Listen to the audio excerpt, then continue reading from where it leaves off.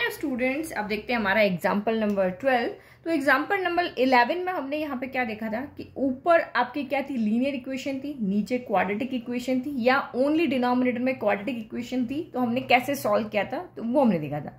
अब यहाँ पे आपका क्या हो रहा है कि ऊपर भी क्वाड्रेटिक इक्वेशन है, नीचे भी एक क्वाड्रेटिक इक्वेशन है। तो जब भी आपका डिग्री जो है, ऊपर वाले को हम px ले रहे हैं, नीचे वाले को हम qx ले रहे हैं, तो ऊपर वाले की डिग्री जो है वो जब भी नीचे वाले के इक्वल हो या बराबर हो तो वो इम्प्रॉपर फ्रैक्शन हो जाता है। प्रॉपर फ्रैक्शन क्या होता है कि px की डिग्री जो है वो हमेशा qx की डिग्री से कम होनी चाहिए। तो आपको फ्रैक्शन की फॉर्म जब भी आती है तो पहले चेक करना पड़ेगा कि ये प्रॉपर रैशनल फंक्शन है या इम्प्रॉपर रैशनल फंक्शन है।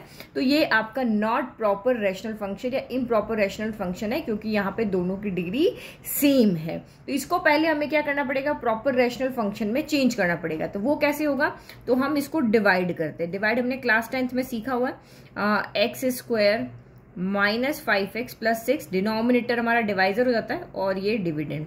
तो 1 टाइम गया तो ये हो गया एक्स स्क्वायर, कांस्टेंट के नीचे कांस्टेंट और माइनस का 5x हो गया। सबट्रैक्ट करो, माइनस माइनस और प्लस, तो ये हो गया कैंसिल। 5x पहले लिख देते हैं, तो ये प्लस का 5x माइनस का माइनस प्लस माइनस 6 में से 1 गया तो ये आपका 5 हो गया। तो यानी कि हम अब इस इक्वेशन को यहाँ पे क्या लिख सकते हैं कि एक्स स्क्वायर माइनस, नहीं पहले आपको क्वेश्चन लिखना पड़ेगा ना, तो 1 प्लस फिर आपका क्या होगा remainder 5x minus 5 divided by x square minus 5x plus 6। तो हम इस इक्वेशन को ऐसे लिख सकते हैं। अब ये आपका प्रॉपर रैशनल फंक्शन हो गया, क्योंकि यहाँ पे देखो इसे तो सिंपल नंबर है, इंटीग्रेट हो जाएगा, लेकिन यहाँ पे क्या हो गया, ऊपर की डिग्री अब कम हो गई है नीचे वाले की डिग्री से। तो हम इसको इजीली इंटीग्रेट कर सकते हैं हमारे पार्शियल फ्रैक्शन मेथड की हेल्प से। बट ये मैंने इसको लिख दिया सॉल्यूशन, बट ये डिनोमिनेटर है ये फ्रैक्शन की फॉर्म में होना चाहिए, यानी कि इसके फैक्टर की फॉर्म में होना चाहिए। तो मैं इस इक्वेशन का पहले फैक्टर निकाले थे, तो एक्स स्क्वायर 6 1 जा 6 हो गया, तो आप यहाँ पे 3 2 जा 6 हो गया, क्योंकि प्लस करने पर 5 आना चाहिए, तो 3 2 जा 6 हो गया, तो 3x हो गया माइनस का 2x हो गया प्लस का 6 हो गया। ये तो मुझे आपको समझाने की जरूरत नहीं, फटाफट कर लो। x कॉमन लिया तो x माइनस 3, फिर यहाँ से माइनस 2 कॉमन लिया तो x माइनस 3 हो गया, यानी x माइनस 3 और x माइनस 2 इसके दो फैक्टर बन गए। तो यानी ये इक्वेशन हमारी इस फॉर्म में चेंज हो गई, 5x माइनस 6 नीचे हो गया आपका x माइनस 2 और ये x माइनस 3 हो गया। चलो अब इसको हमें सॉल्व करना आता है, a अपॉन और b अपॉन समथिंग लिखना पड़ेगा। तो इसको हमने इस फॉर्म में लिख दिया कि 5, इसको सॉल्व कर लें क्योंकि इसका इंटीग्रेशन अभी हमें नहीं आता है, तो इसको पार्शियल मेथड से हम सॉल्व करें। तो ये 5x माइनस 6, इसको हमने x माइनस 2 x माइनस 3 लिखा, और ये upon x minus 2 plus b upon x minus 3 यहाँ पे हो गया। ठीक है, तो इसमें तो कोई समझाने की बात नहीं है। अब एलसीएम लेकर के इसको सॉल्व करते हैं। तो एलसीएम लेंगे तो इधर 5 माइनस 6 बचेगा, इधर a के साथ में x माइनस 3 आ जाएगा और इधर b के साथ में x माइनस 2 आ जाएगा। अब ये क्यों होगा, क्योंकि आप इधर भी जब एलसीएम लोगे तो डिनोमिनेटर में यही दो ब्रैकेट प्रोडक्ट फॉर्म में आएंगे, तो इधर से ये हो गए कैंसिल। इसके पास ये है बट ये नहीं है तो इधर चला जाएगा, इसके पास ये है बट ये नहीं तो ये इसके पास इधर आ जाएगा। अब कंपेरिजन करके हमें a और b की वैल्यू निकालनी है। तो चूंकि कंपैरिजन करना है तो हम यहाँ पे क्या करते हैं, ब्रैकेट को खोल लेते हैं। तो ये आपका कितना हो गया, ax minus 3a plus bx minus का 2b। तो कंपेयर करोगे तो x को x से, तो इधर x का कॉफिशिएंट क्या है 5 है, इधर x का कॉफिशिएंट क्या है, यहाँ a है यहाँ b है प्लस का, तो ये a plus b equal to आपका 5 हो गया। इक्वेशन नंबर 1 हो गई। इधर कांस्टेंट को कंपेयर करो तो ये माइनस 6 हो गया, और इधर क्या हो गया माइनस का 3a माइनस का 2b, तो ये माइनस का 3a माइनस का 2b। इक्वेशन नंबर हो गई आपकी यहाँ पे 2।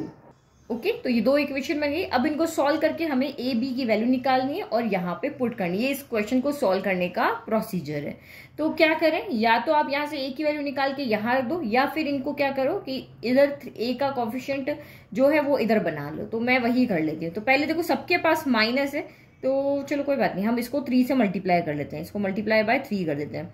मैं a के कॉफिशिएंट को इक्वल कर देती हूँ, ये आपका 15 हो गया, ये 3a हो गया, और ये आपका यहाँ पर प्लस का कितना हो गया 3b हो गया।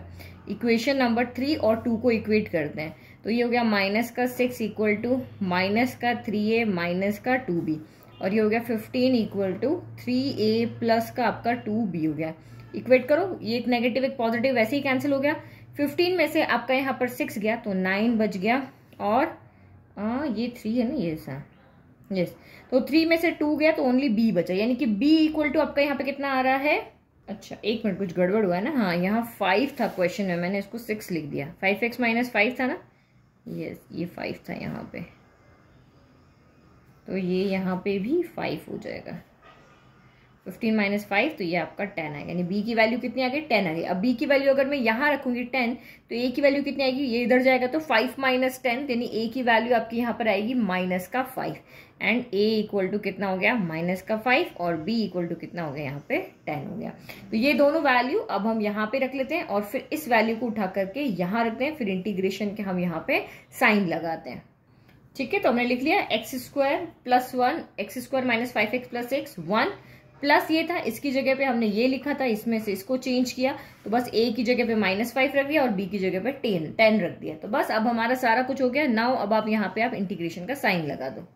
ओके, तो सबके साथ हमने इंटीग्रेशन लगा लिया 1 के साथ, फिर -5 को बाहर ले लिया, इंटीग्रेशन हमेशा वेरिएबल का होगा, फिर 10 को इधर लिया, इंटीग्रेशन 1/x - 3। तब अब देखो इंटीग्रेशन ऑफ 1 कितना हो जाएगा, तो इंटीग्रेशन ऑफ 1 हो गया x हो गया, फिर -5 1/x का इंटीग्रेशन क्या होता है log x, तो यहाँ पे log मॉड्यूलस ऑफ x - 2 हो गया। फिर आपका ये यहाँ पे 10 हो गया और यहाँ पे भी कितना आएगा log मॉड्यूलस ऑफ x - कितना हो गया 3 हो गया। तो ये और ये आपका प्लस c हो गया। तो ये हमने यहाँ पे इंटीग्रेट कर दिया और यही हमारा फाइनल आंसर है। तो आई होप आपको पूरा क्वेश्चन अच्छे से समझ में आ गया। ठीक है, तो दिमाग में अब क्या बिठाना है कि अभी आपने ये पूरा वीडियो देख लिया, अब आपको यहाँ पे क्या करना है कि एक बार इस क्वेश्चन को बिना देखा देख करो। यही पढ़ने का तरीका होता है, बिना देखा देख करो। आप पूरा समझ चुके हो तो आपको आइडिया लग जाएगा कि हाँ मुझे कितना समझ में आया कितना नहीं आया। फिर अपने दिमाग में एक स्ट्रेटेजी बिठाओ कि ऊपर भी अगर क्वाड्रेटिक इक्वेशन है, नीचे भी क्वाड्रेटिक इक्वेशन है, तो ये इम्प्रॉपर फ्रैक्शन होता है, इसको पहले प्रॉपर में चेंज करना पड़ता है और प्रॉपर चेंज करने के बाद में ये आपका इस तरीके ऊपर वेरिएबल हो लीनियर हो गई, नीचे क्वाड्रेटिक हो गई, तो उसको हम पार्शियल फ्रैक्शन की हेल्प से सॉल्व करते हैं, उससे इसको सॉल्व करना होता है। तो एक बार इस क्वेश्चन को बिना देखा देख किया, अब आप एक्सरसाइज में से कोई ऐसा ही सिमिलर क्वेश्चन उठाओ और अब आप उसको सॉल्व करो।